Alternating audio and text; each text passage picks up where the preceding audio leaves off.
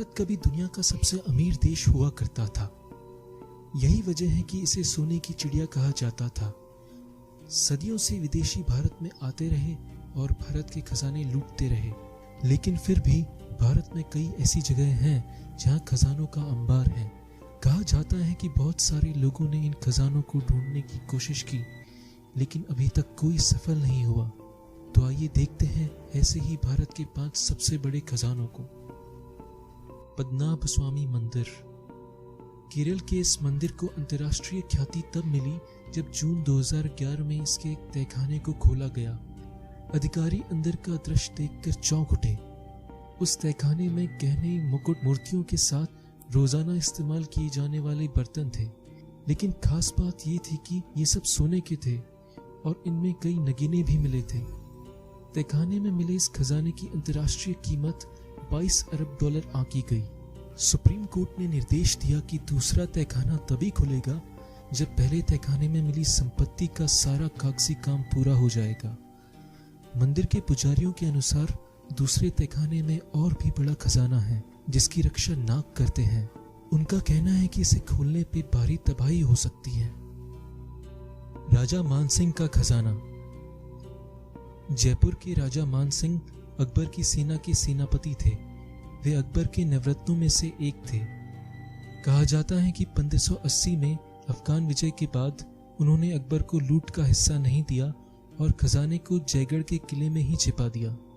कुछ लोगों का मानना है कि खजाने को उनके किले के नीचे ही छिपाया गया था।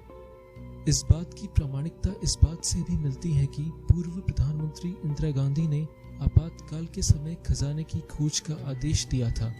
हालांकि सरकारी रिपोर्टों में इस खोज को व्यर्थ करार दिया गया।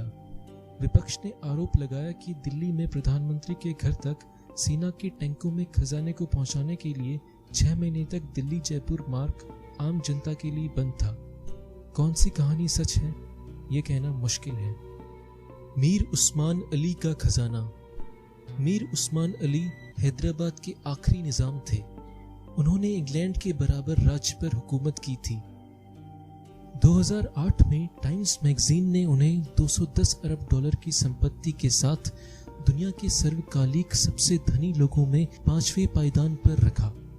कहा जाता है कि उनका खजाना कोठी महल हैदराबाद के नीचे गड़ा हुआ है, जहां उन्होंने अपनी अधिकतर जिंदगी बिताई। हालांकि उनकी संपत्ति का असल हिसाब या आकलन किसी के पास नहीं है। चार मीनार सुरंग, हैदराबाद। माना जाता है कि चार मीनार और गोलकुंडा को जोड़ने वाली सुरंग में बहुत बड़ा खजाना छुपा है। कहानियों के अनुसार इस सुरंग का निर्माण सुल्तान मोहम्मद शाह ने शाही परिवार के लिए करवाया था, जिससे कि जरूरत पड़ने पर वो किले से चार मीनार आसानी से जा सकें। 1936 में निजाम मीर उस्मान अली को एक रिपोर्ट भी दी गई, मगर उन्होंने इस दिशा में कोई कदम नहीं उठाया। माना जाता है कि आज भी सुरंग में खजाना मौजूद है।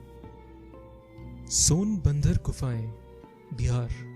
सोनबंदर गुफाएं बिहार के राजगीर में मौजूद 2 गुफाएं हैं।